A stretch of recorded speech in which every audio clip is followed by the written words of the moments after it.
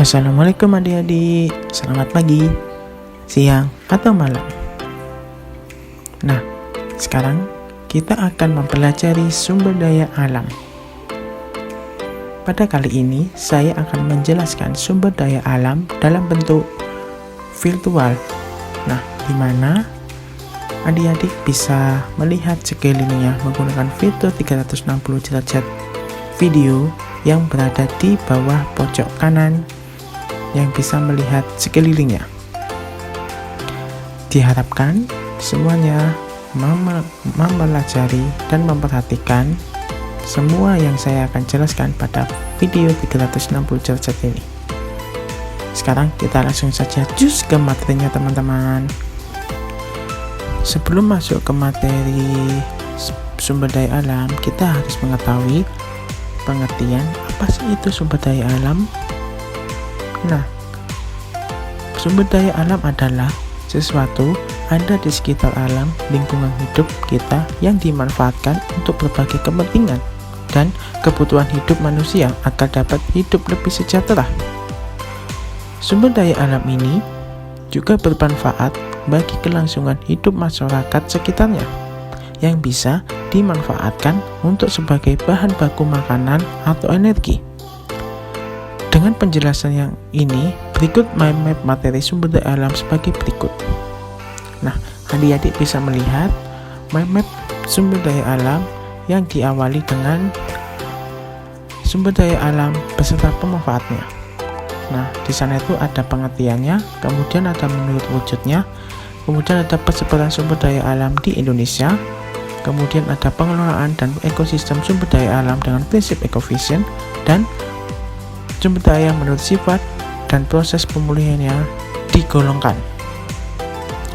Dengan adanya map ini, adik-adik bisa melihat bagaimana materi yang akan dijelaskan di dalam video berikut ini. Nah, selanjutnya kita akan masuk ke bagian jenis-jenis sumber daya alam.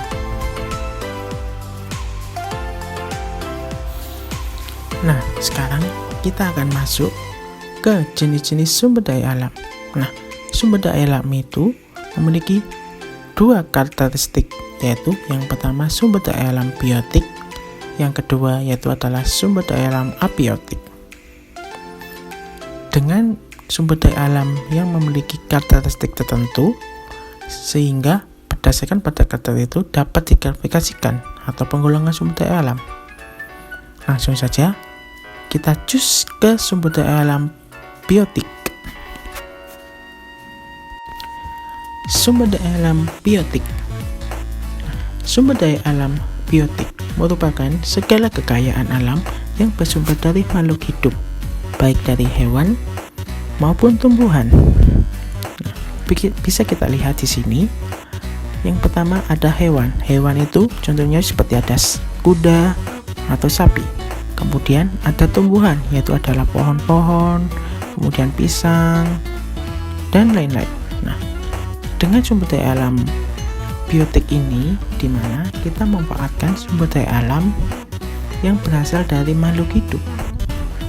Nah, contohnya sapi digunakan untuk memeras susu atau digunakan atau dagingnya sebagai sumber makanan. Kemudian ada kuda. Nah, kuda ini kita gunakan untuk tenaganya, misalnya untuk berkuda, kemudian menarik doka seperti itu. Nah, kemudian ada pohon pisang. Nah, pohon pisang kita gunakan adalah buahnya, di mana buahnya kita bisa memanfaatkan untuk bahan pokok atau bahan makanan kita. Kemudian ada pohon, kita manfaatkan untuk kayunya sebagai pintu, kemudian jendela, kemudian tusuk gigi, dan lain-lainnya. Dengan sumber daya alam biotik ini, kita bisa memanfaatkan yang ada di sekitar kita.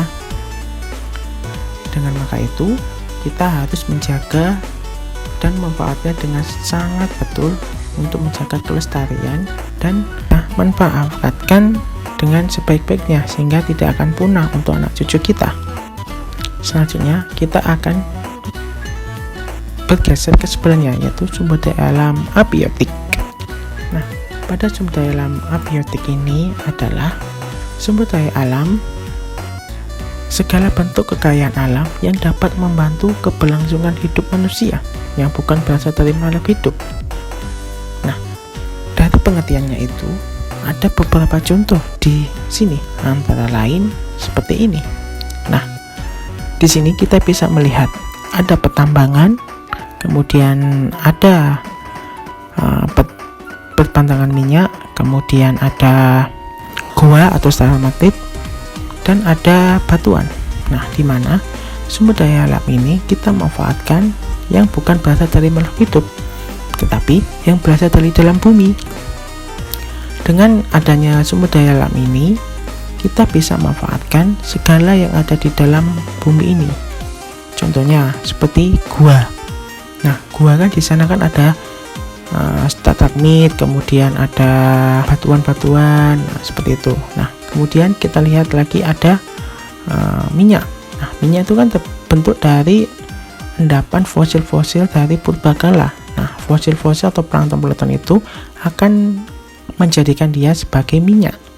Nah, minyaknya kita akan manfaatkan untuk keberlangsungan hidup di kita, misalnya digunakan sebagai bahan bakar, kemudian oli, seperti itu. Nah, namun ada kelemahannya dalam sumber daya alam ini, yaitu adalah cepat habis. Mengapa?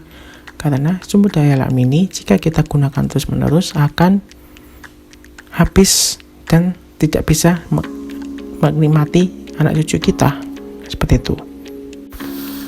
Sumber daya alam selanjutnya yaitu adalah sumber daya alam berdasarkan sifat pembaruannya.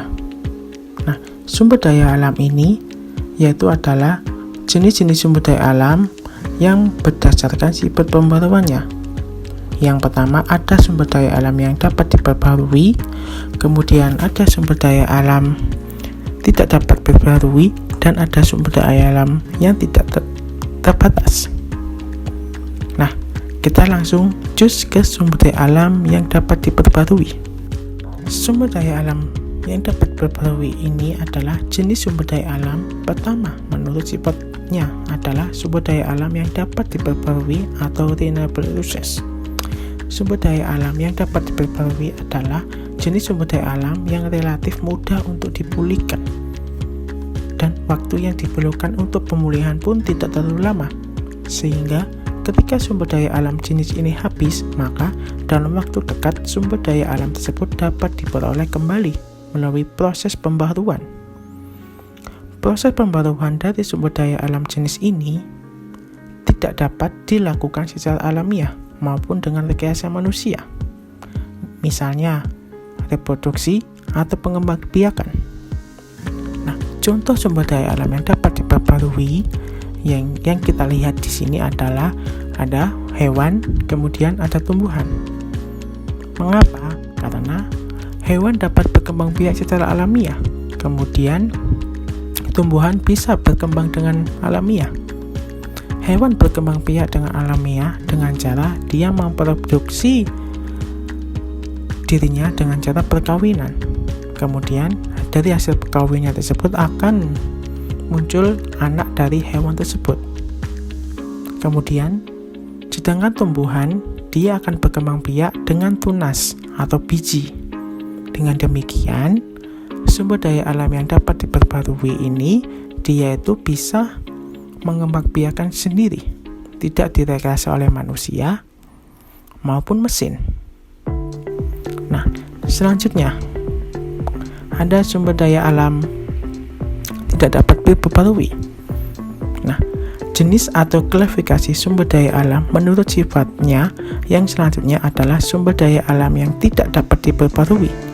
Sumber daya alam yang tidak dapat diperbarui ini adalah kebalikan dari sumber daya alam yang dapat diperbarui, yakni merupakan jenis sumber daya alam yang apabila persediaannya habis, maka untuk menyediakan kembali akan sangat sulit, membutuhkan waktu yang sangat lama, ataupun bahkan tidak mungkin disediakan lagi.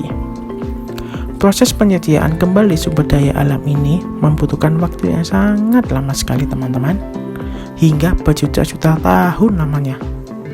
Itu pun jika kondisi lingkungan memungkinkan. Jika kondisi lingkungan tidak memungkinkan, maka bisa jadi sumber daya alam ini pun tidak dapat disediakan lagi. Nah, bisa kita lihat di sini contoh-contoh dari sumber daya alam tersebut. Yang pertama ada pertambangan batu bara, kemudian atap perminyakan, kemudian ada pengoboran seperti itu. Nah, dengan sumber daya alam ini manusia memanfaatkan yang ada di dalam bumi. Mengapa kok tidak dapat diperbarui? Karena sumber daya alam ini terbentuk hanya satu kali. Contohnya, yang ada di depan kita itu ada penghilangan minyak bumi. Nah, minyak bumi itu proses dari terjadinya atau bisa terbentuknya minyak itu yaitu terbuat dari hasil fosil ataupun hasil plankton sisa-sisa dari zaman dahulu kala. Nah, dari hasil-hasil fosil atau hasil endapan tersebut akan membentuk sebuah minyak yang ada di dalam bumi.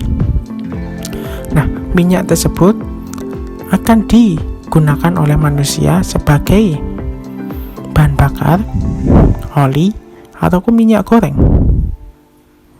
Nah, maka dari itu sumber daya alam ini tidak dapat diperbarui karena sifatnya hanya satu kali saja.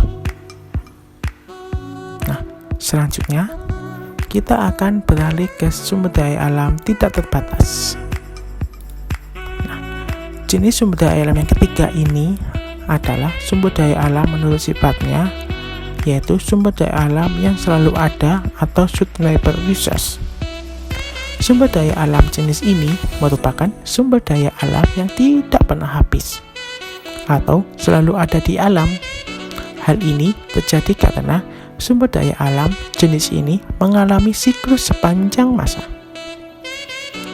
Contoh dari sumber daya alam yang kita lihat di depan ini adalah yang pertama ada air, kemudian ada angin, yang terakhir ada matahari, benar sekali yang ada di atas. Sumber daya alam ini tidak pernah habis. Mengapa? Karena dia itu selalu ada di dalam bumi ini. Contohnya matahari. Matahari itu akan menyinari mataharinya sepanjang masa. Kemudian ada air. Air akan mengaliri setiap hari tanpa kering. Kemudian ada angin. Angin akan berputar menghembuskan anginnya setiap saat. Nah, maka dari itu sumber daya alam ini bisa kita gunakan secara terus-menerus. Contohnya dari sumber daya alam ini adalah yang bisa kita manfaatkan adalah misalnya angin sebagai kincir-kincir angin untuk menghidupkan listrik. Kemudian air untuk menghidupkan tenaga listrik PLTA yang ada di Karangkates. Kemudian ada matahari untuk menghidupkan listrik dengan cara sel surya dengan panas matahari, seperti itu. Dengan ini kita bisa menggunakan secara terus-menerus tanpa khawatir kehabisan. Setelah kita mempelajari tentang sumber daya alam berdasarkan sifatnya, sekarang kita akan beralih ke sumber daya alam berdasarkan penggunaannya. Nah, berdasarkan fungsi kegunaannya, sumber daya alam dibagi menjadi dua jenis, yaitu sumber daya alam yang menghasilkan energi dan sumber daya alam yang menghasilkan bahan baku. Pada jenis sumber daya alam ini banyak kita temui di dalam hutan maupun di gunung, dikarenakan kebanyakan sumber daya alam ini digunakan sebagai bahan baku dan energi bagi kelangsungan hidup manusia. Yang pertama, sumber daya alam penghasil bahan baku. Nah, teman-teman, sumber daya alam penghasil bahan baku ini adalah seluruh kekayaan alam yang dapat digunakan untuk menghasilkan produk atau barang yang mempunyai nilai jual atau nilai guna. Contohnya ada di depan kita. Yang pertama ada kayu. Nah, kayu adalah sebagai sumber daya alam penghasil bahan baku yang digunakan untuk kertas, kemudian furniture, ataupun mebel. Dengan penghasil bahan baku ini, manusia atau masyarakat bisa memanfaatkan untuk kelangsungan hidupnya. Nah, kemudian yang kedua yaitu ada sumber daya alam penghasil energi.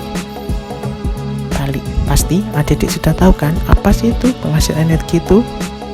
Ya, betul sekali. Sumber daya alam penghasil energi adalah seluruh kekayaan alam yang dapat menghasilkan energi untuk kebutuhan manusia.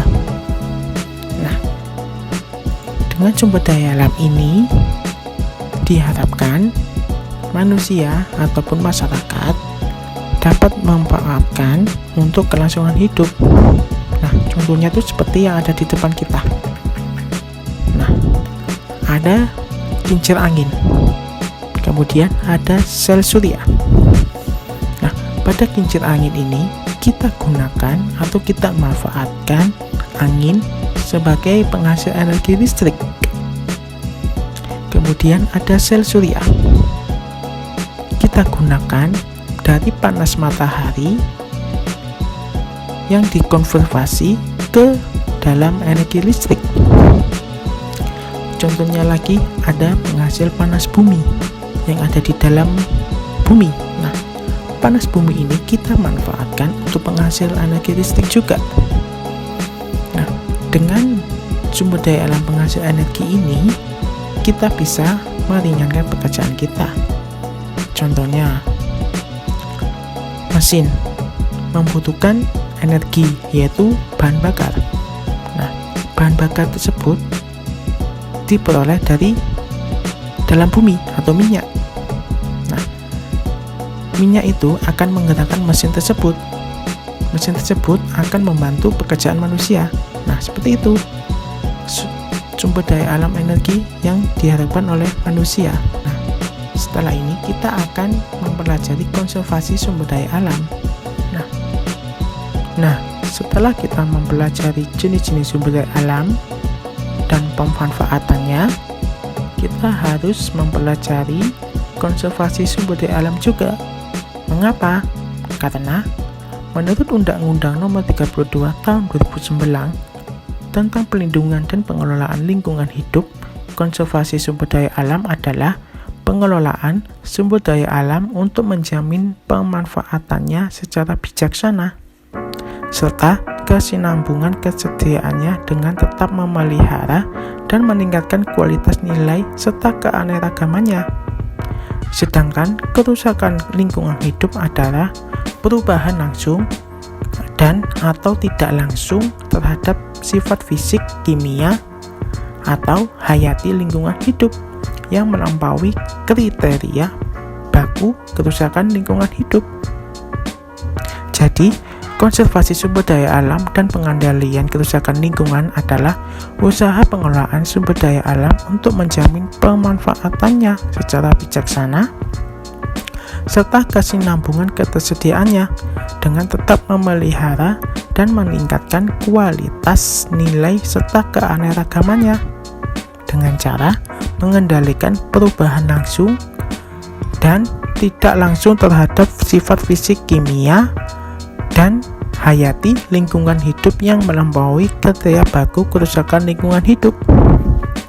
Dengan pengertian konservasi sumber daya alam ini bisa kita lihat di depan kita ada kerusakan hutan. Nah, kerusakan hutan ini kita perbaiki dengan cara reboisasi. Nah, dengan reboisasi ini akan tumbuh kembali pohon-pohon yang mati ataupun semak-semak yang mati akan menjadi hijau kembali. Dengan adanya konservasi sumber daya alam ini, kita bisa memanfaatkan sumber daya alam ada dengan bijaksana sehingga anak cucu kita bisa merasakan sumber daya alam yang kita rasakan. Nah, maka dari itu teman-teman atau adik-adik harus bijaksana dalam menggunakan sumber daya alam ini. Jika adik-adik menggunakan secara berlebihan, maka sumber daya alam itu akan punah dan tidak bisa dimanfaatkan oleh anak cucu kita. Dengan demikian, kita harus menjaga sumber daya alam ini untuk masa depan yang lebih baik. Nah, gimana teman-teman?